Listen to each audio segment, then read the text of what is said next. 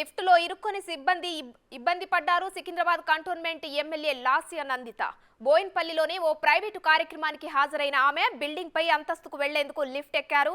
Overload కారణంగా lift ground floor కిందికి వెళ్లిపోయింది. అప్రమత్తమైన సిబ్బంది లిఫ్ట్ డోర్లు పగలగొట్టి లోపల ఉన్న వారిని బయటకు తీశారు.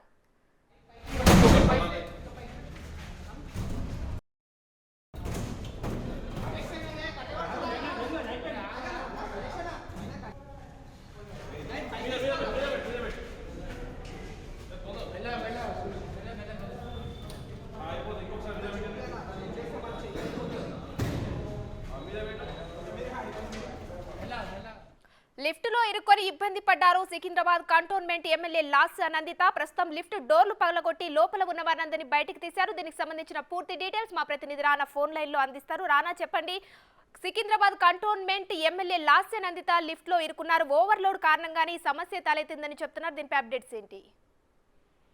దాదాపు 8-9 మంది దాకా కూడా మహిళలు అదే లిఫ్ట్ లో కూడా ఎక్కారు. లాస్యాతో పాటు ఆ యొక్క ఈవెంట్ నిర్వహిస్తున్నటువంటి వారు వాళ్ళందరూ కూడా మహిళలందరూ కూడా ఒక్కసారిగా ఎక్కడంతో ఈ ఓవర్లోడ్ అయిపోవడంతో ఒక్కసారిగా పైన నుంచి కింద గ్రౌండ్ ఫ్లోర్ కి ఈ లిఫ్ట్ అనేది పడిపోయింది. దాంతో పాటు కింద పడిపోవడంతో ఈ డోర్స్ అనేది ఓపెన్ కాలేదు. ఒక్కసారిగా కూడా ఎమ్మెల్యేను అలాగే దాంట్లో ఉన్నటువంటి మహిళలంతా కూడా ఆందోళన చెందారు. ఆందోళన చెందిన తర్వాత వెంటనే అక్కడ ఉన్నటువంటి నిర్వాహకులతో పాటు లాస్యానికి సంబంధించినటువంటి ఎవరైతే అనుచరులు ఉన్నారో వాళ్ళు వచ్చి వెంటనే లిఫ్ట్ సంబంధించిన డోర్లు పగలగొట్టడం జరిగింది. ఇది వంటకు వాడే ఈ యొక్క కంచాలు తీసుకుని వచ్చి పెద్ద ఎత్తున కూడా వాటిని పగలగొట్టడానికి ప్రయత్నించారు. లిఫ్ట్ అంతా పగలగొట్టి బయటికి ఆమె తీసుకురావడం జరిగింది. తదంగంతో దాదాపు హాఫ్ అన్ అవర్ నడిచింది. ఒక్కసారిగా కూడా ఎమ్మెల్యే లిఫ్ట్ లో ఇరుక్కుపోయారనేది కూడా వార్త అనేది దానంలో కూడా వ్యాపించింది.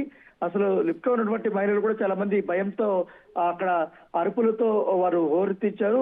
అరుపులు చేయడంతో అక్కడ అందరూ కూడా ఎవరు భయపడద్దు అన్నట్టు కూడా అక్కడ సెక్యూరిటీ సిబ్బంది వాళ్ళందరూ కూడా ఇచ్చేయడంతో వెంటనే ఆ ఒక డోర్లు తెచ్చుకోవడం జరిగింది. డోర్లు తెరుకున్న తర్వాత లాస్య నందితో పాటు మహిళలందరినీ కూడా బయటికి తీసుకొచ్చినటువంటి నేపథ్యం అయితే కనపడుతుంది. ఎందుకంటే ఈ ఎక్కడన్నా కూడా ఒకవేళ ఓవర్లోడ్ అయితే ఒక సిగ్నల్ అనేది వస్తుంది. ఆ సిగ్నల్ అనేది అలారం అనేది మోగలేదు. మోగకుండానే ఈ రకంగా కూడా ఆ పైనుంచి కిందకి వచ్చేసింది అనేది కూడా వారు స్థానికులు చెప్తున్నటువంటి నేపథ్యం కనపడుతుంది. లాస్య నందిత అప్పుడు ఉన్నారు. లాస్య నందితతో పాటు ఇతర మహిళలు ఉన్నారు కాబట్టి ఎవరికి ఎటువంటి అపాయం జరగలేదు, ప్రాణాపాయం జరగలేదు. ఒకరికొకరు ధైర్యంగా ఉన్నారు. దాదాపు అరగంట పాటు వారు అక్కడే ఉన్నారు.